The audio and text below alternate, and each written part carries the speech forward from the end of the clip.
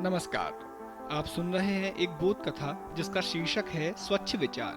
इसके रचयिता हैं तारावती सैनी नीरज।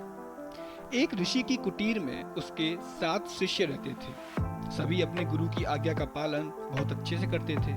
उनमें एक शिष्य ऐसा था जो हर कार्य को समय पर करता और अन्य शिष्यों की अपेक्षा अधिक साफ सुथरा और अच्छे से रहता था। उसके गुरु उसकी इस आदत से बहुत खुश थे, लेकिन वह शिष्य और शिष्यों के प्रति बहुत अधिक ईर्ष्या और द्वेष की भावना रखता था।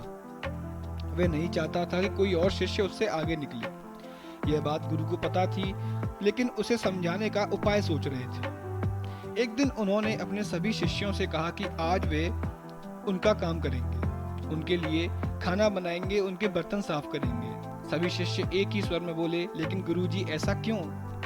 लेकिन उनके गुरु को उनके बिना कुछ जवाब दिए ही वहां से चले गए और उन्होंने अपना काम शुरू कर दिया। वे प्रतिदिन जब बर्तन साफ करते तो उनको बाहर से खूब चमकाकर साफ करते थे, लेकिन अंदर से ढंग से साफ नहीं करते थे। आखिर देखते देखते एक दिन शिष्य ने गुरुजी से कहा, गुरुजी अगर आप ऊपर से बर्तन अच्छे से साफ करोगे और भीतर से नहीं करोगे तो हम सब बीमार पड़ जाएंगे।